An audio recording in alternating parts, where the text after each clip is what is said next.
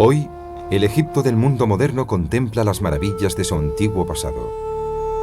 Impasible al paso de los siglos, el esplendor de la pirámide de Gizeh y de la gran esfinge permanece como un imponente tributo a los antiguos padres de Egipto. Tal vez están un poco magullados y erosionados por los cálidos vientos del desierto y por el tórrido sol, pero estos tesoros todavía persisten como las interminables arenas que han ayudado a preservarlos durante miles de años. La antigua civilización que creó estructuras tan formidables sigue fascinándonos. Posee una irresistible mezcla de esplendor y misterio, y en el mismo corazón de esa civilización se encuentran los poderosos faraones, los grandes monarcas de las 30 dinastías, cuyas vidas hemos descubierto a través de sus magníficas y opulentas tumbas.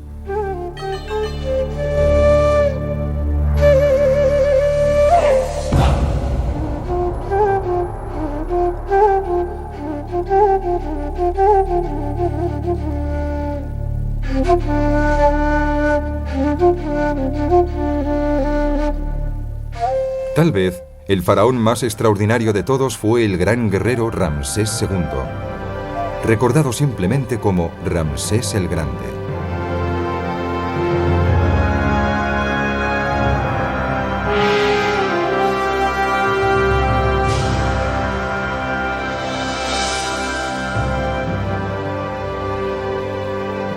La arteria que daba vida a la antigua civilización egipcia era el río Nilo. Alimentaba al pueblo y le proporcionaba los materiales básicos necesarios para llevar a cabo sus extraordinarios logros. El Nilo abre un surco en la tierra del desierto desde su nacimiento en el río Niebarongo, un afluente del lago Victoria, y fluye hasta el delta de la costa mediterránea en un viaje de casi 6.500 kilómetros. Fue el antiguo historiador Herodoto quien afirmó que Egipto es el regalo del Nilo. Junto con el sol, los antiguos egipcios creían que este río era la fuente de toda vida.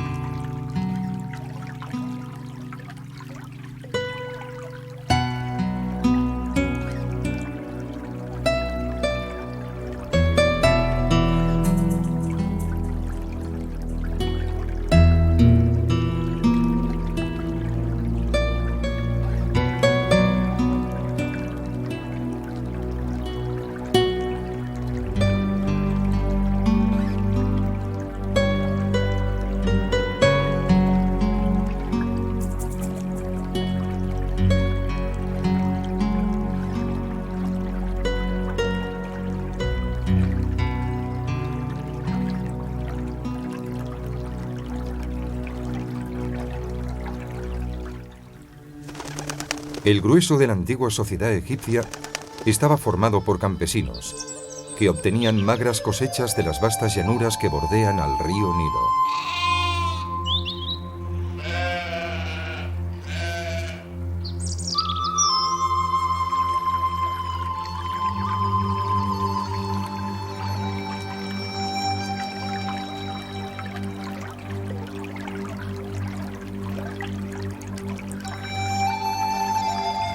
Aunque la tierra era fértil, vivían con una dieta basada en pan de trigo, alubias e higos.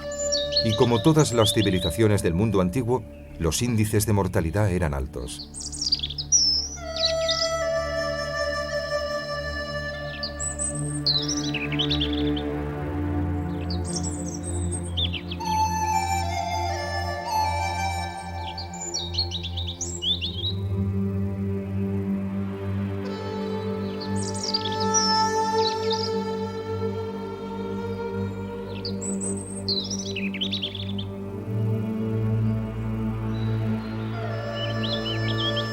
Esta gente humilde debió de contemplar admirada a la élite de la sociedad egipcia, a los que frecuentaban la corte real. La corte real estaba formada por los jefes de varias oficinas administrativas, como el tesoro, la judicatura y el servicio diplomático. Por encima de estos dignatarios en la jerarquía social se encontraba el visir, o primer ministro, pero la gran figura que gobernaba por encima de todos era el faraón, el todopoderoso jefe del pueblo.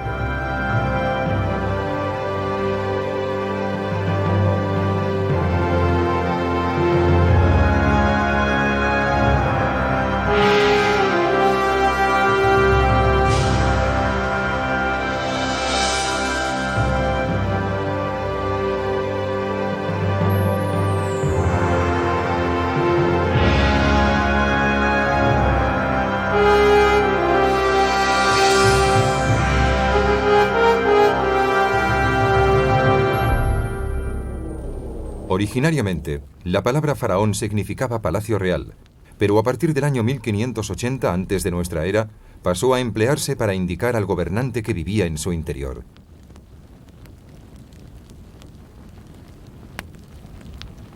Estos potentados eran venerados por su pueblo como descendientes de los dioses, como mortales supremos, y en ocasiones incluso se atribuyeron a sí mismos auras divinas. Y ninguno lo hizo más que Ramsés el Grande.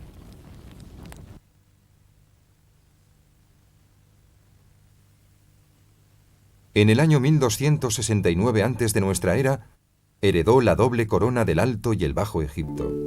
Al subir al trono, Ramsés el Grande adoptó el nombre de Djoser Mara-Setep-Enra, que significa la justicia de Ra es poderosa, elegido de Ra. Su elaborado nombre era una referencia directa a Ra, dios del sol, el más omnipotente de todos los dioses egipcios.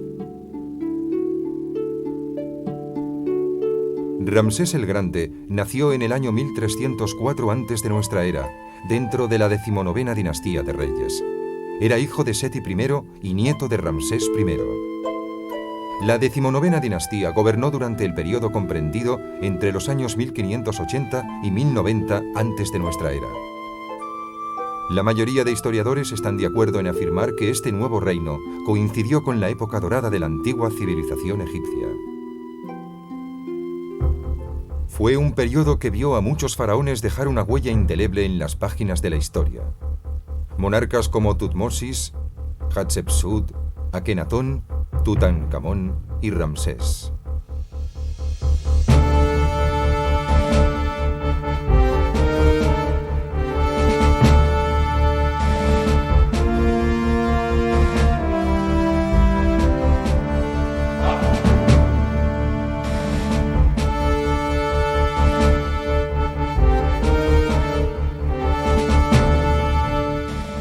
Bajo el reinado de Seti I, Egipto inició una nueva y audaz política exterior que incluyó famosas expediciones militares contra Siria y Líbano.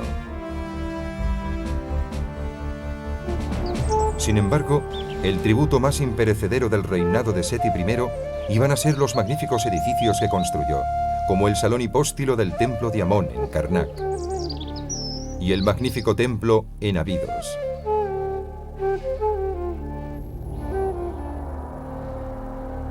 El joven Ramsés se convirtió en el centro de atención en la corte cuando murió el otro hijo de Seti, dejándole como claro heredero al trono. Por tanto, al joven príncipe le dispensaron de nuevo el título de hijo primogénito del rey a la temprana edad de 10 años, y desde entonces pasaría la etapa formativa de su adolescencia casi exclusivamente en compañía de su padre. La preparación perfecta para su futuro papel de rey. Ciertamente, Ramsés compartía el entusiasmo de su padre por las edificaciones, una pasión que caracterizaría sus últimos años como faraón.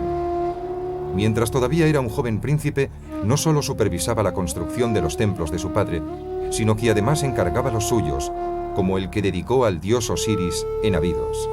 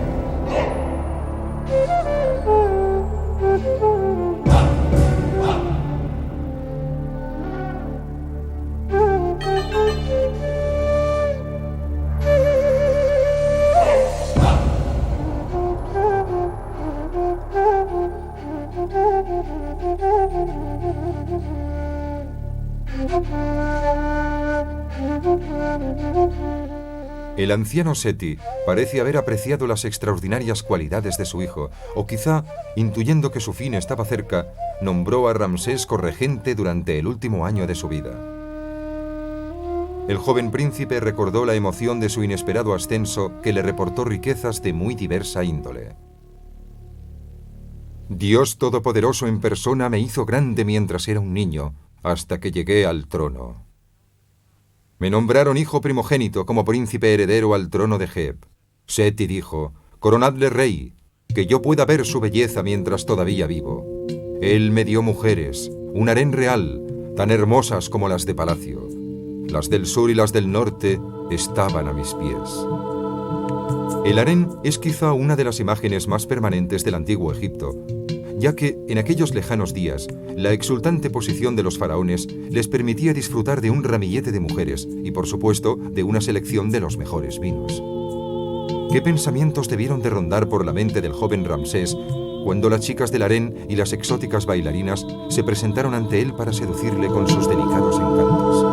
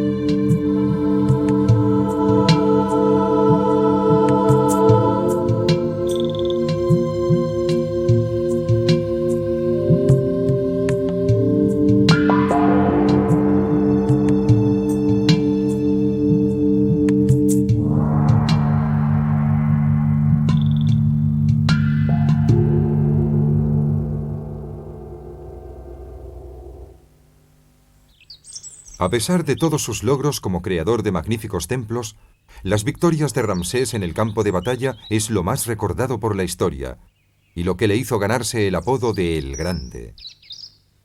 Durante su largo reinado se forjó una formidable reputación como guerrero, un hecho confirmado por pinturas halladas recientemente, como la que vemos aquí.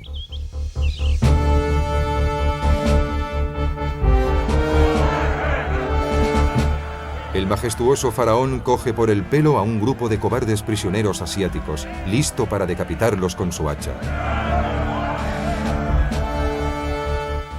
Durante sus primeros años, Ramsés había acompañado a su padre en las campañas contra los hititas en Siria.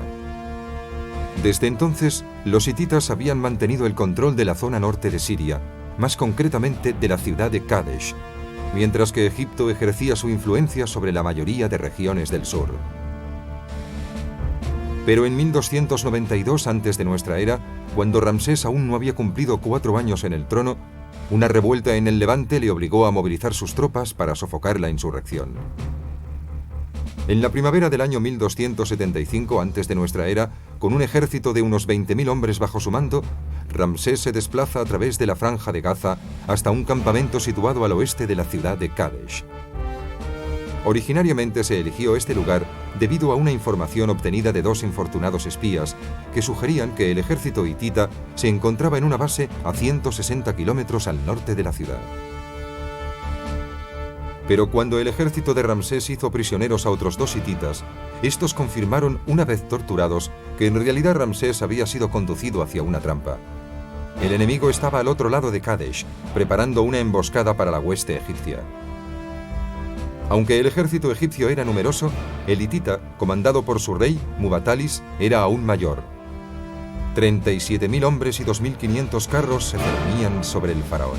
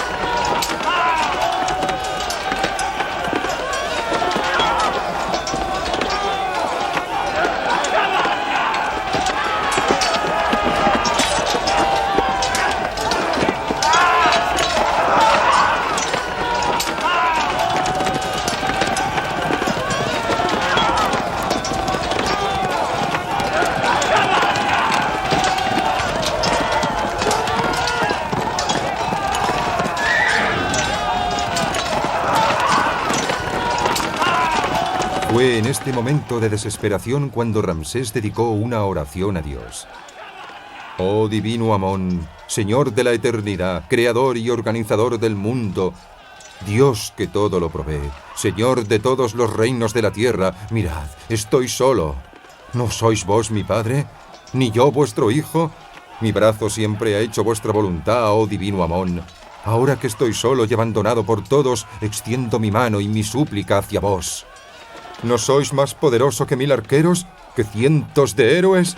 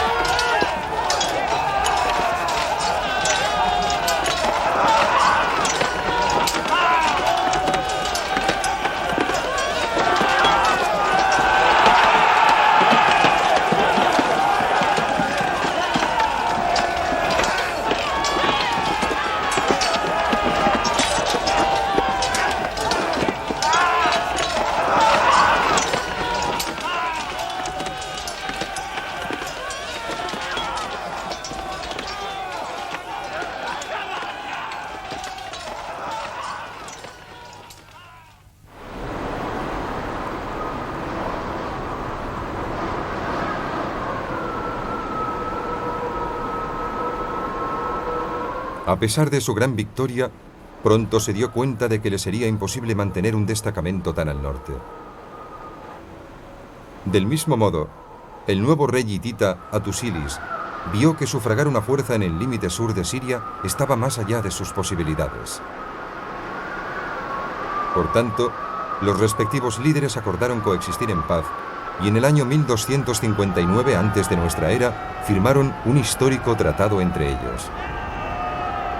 Los términos del tratado se grabaron en los muros del Rameseum y en Karnak, mientras que los hititas los recogieron en tablas de arcilla que han sobrevivido hasta nuestros días, convirtiéndolas en el primer tratado conocido entre dos países. Como hemos visto, Ramsés también logró su grandeza con sus edificios, puesto que fue él quien construyó los templos de Karnak, Luxor, Abidos, el Ramaseum y, por supuesto, el templo tallado en la roca de Abu Simbel. Notables legados de la antigua civilización egipcia que hoy siguen dejando fascinados a los visitantes de todo el mundo.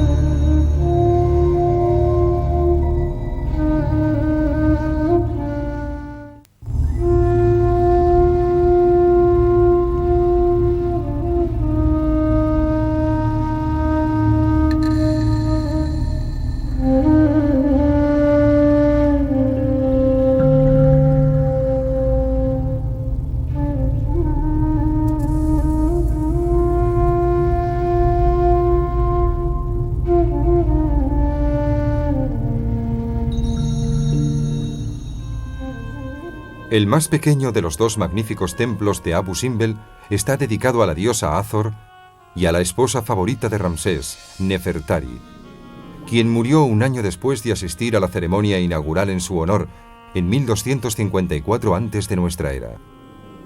Un rasgo extraordinario de este gran templo, construido en la ladera de una montaña, son las 4 gigantescas estatuas sendentes que representan al rey. Guardando la entrada del templo, las imponentes estatuas miden 18 metros de altura. Es asombroso pensar que el templo se diseñó con especificaciones tan exactas, de forma que en los equinoccios del 22 de febrero y el 22 de octubre, el sol brillará a través de la entrada e inundará de luz 3 de los 4 guardianes, cuyas estatuas están situadas 70 metros en el interior de la montaña. Pero, ¿por qué solo 3 de los 4 guardianes? ¿Es porque el guardián restante, Ptah, es señor del mundo subterráneo y por tanto él permanece en eterna oscuridad? Aunque los actuales visitantes de Abu Simbel todavía se maravillan ante el milagro de su construcción, a muchos les sorprende saber que hubo otro hito de la ingeniería, igualmente milagroso, que se llevó a cabo en ese mismo escenario durante el siglo XX.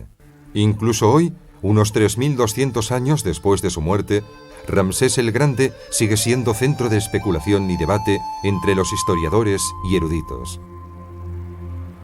Muchos creen que el faraón que encaja en los grandes pasajes bíblicos, el éxodo de los israelitas, es en realidad el propio Ramsés.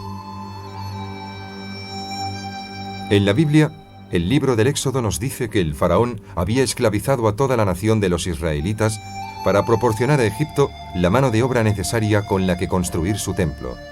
Cuando Dios envió a Moisés para liberarles de su cautividad, se dice que Moisés se enfrentó al faraón.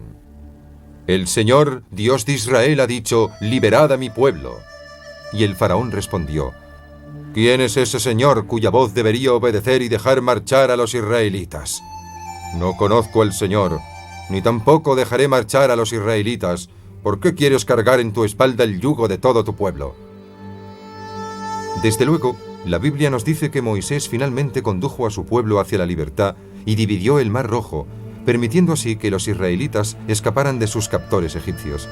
Pero, ¿fue Ramsés el Grande el anónimo martirizador de los israelitas? ¿Es él quien mejor encaja en uno de los relatos más célebres de la Biblia? Si Ramsés es el faraón de la Biblia, entonces su retrato es menos halagador. Pero entre su propio pueblo, a Ramsés se le concedía un estatus casi divino.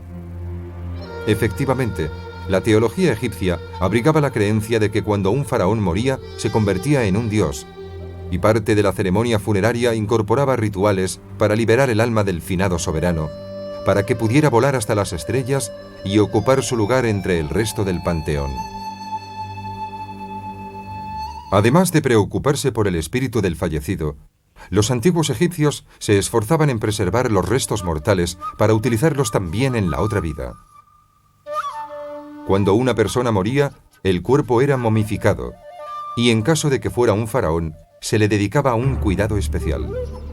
El término momia procede de la palabra árabe mumilla, que significa brea o betún. Después de morir, se extraía el cerebro a través de los orificios nasales, usando un gancho de acero especial. Luego, el cráneo se untaba con vino de palma y resina. Quitaban todos los órganos del cuerpo excepto el corazón. Después lo untaban bien y lo rellenaban con especias y mirra. Entonces se empapaba el cadáver con natrón, sal blanca o carbonato sódico entre 30 y 50 días. Y finalmente se realizaba la momificación, uniendo con resina las últimas tiras de lino que se aplicaban. Con este elaborado y concienzudo método, se impedía por completo la entrada de aire en el interior de la momia. Los órganos que habían sido extraídos también se empaparon y luego se guardaron en 4 vasos canopes. Cuando estos se colocaban en el sarcófago de la tumba, se creía que la personalidad del fallecido volvía al plano físico. Todo el proceso de la momificación duraba 70 días. Cuando Ramsés el Grande murió, en 1212 antes de nuestra era, se le atribuía una edad aproximada de 92 años. Había reinado durante 67 años. Como era costumbre, la momia del gran faraón se depositó en una tumba situada en el Valle de los Reyes, junto con una fabulosa serie de objetos que allí se habían dejado para conmemorar su existencia y para su uso en el más allá.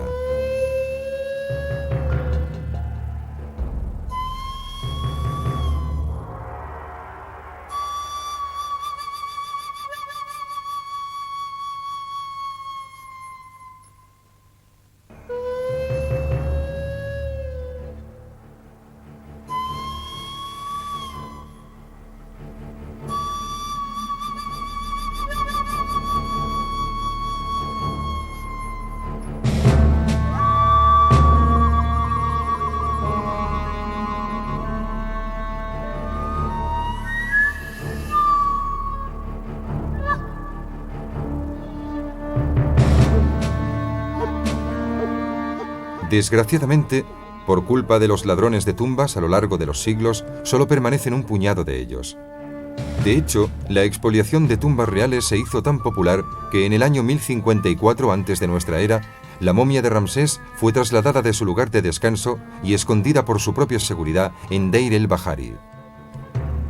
Su nuevo lugar de descanso no fue descubierto hasta 1881, y en 1976 el poderoso faraón fue noticia al trasladarse de nuevo. Su momia fue enviada a París para recibir tratamiento en uno de sus pies.